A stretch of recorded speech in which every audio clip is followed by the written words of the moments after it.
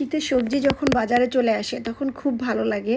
বিভিন্ন প্রকার সবজি দিয়ে আসলে ভাজিটা করলে অনেক মজা লাগে। আসসালামু আলাইকুম, রোমাস রেসিপি আরএস থেকে আমি রোমা চলে এলাম আরেকটা রেসিপি নিয়ে। খুব সহজ। তো এই রেসিপিটা আমি সিম, আলু, টমেটো এগুলো দিয়ে করেছি এবং খুব সহজে। আর এটি কিন্তু ভাত, তারপরে রুটি, পরোটা যে কোনো কিছুর সাথে খাওয়া যাবে। চলুন রেসিপিতে চলে যাই, কিভাবে এটি আমি রান্না করেছি। আমি পেঁয়াজ, রসুন, তারপরে নিয়ে নিয়েছি জিরা, পাঁচফোড়ন, তেজপাতা। এগুলো নিয়ে আমি তেলটাকে ভালো করে দিয়ে ভেজে ফেলতে হবে। তো আমি তেলটা নিয়েছি সরিষার তেল। এখানে আপনারা চাইলে খাবার তেলও নিতে পারেন, সয়াবিন তেলও নিতে পারেন।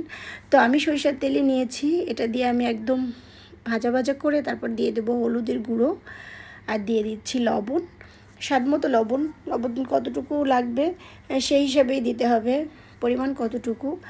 তো সেই অনুযায়ী লবণ দিয়ে এটাকে মোটামুটি ভাজা ভাজা করে ফেলতে হবে।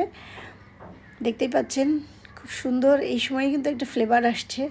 এর ভিতরে আমি দিয়ে দিচ্ছি আমার কেটে রাখা আলুগুলো আমি ধুয়ে কেটে পরিষ্কার করে রেখেছিলাম।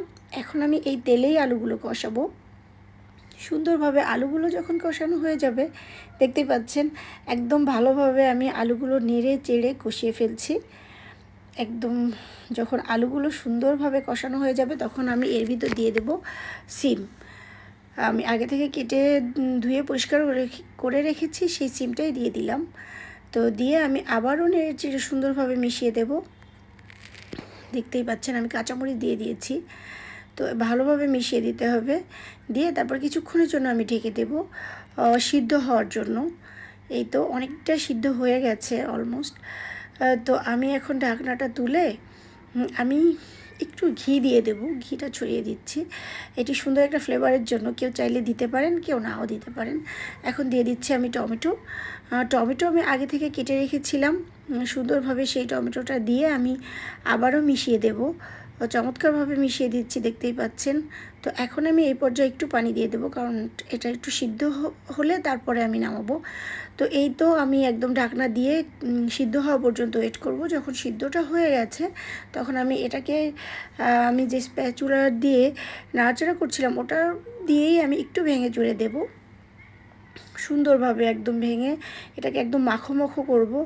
আর এটাতে যেন কোনো ঝোল না থাকে, আমি একদমই ঝোলটা টানিয়ে ফেলবো, তাহলে কিন্তু খেতে খুব ভালো হবে। আমি মাঝখানে আরেকটু ঢেকে দিয়েছিলাম, তো বুঝতেই পারবেন যে কতটুকু আসলে ঢেকে দেওয়া দরকার।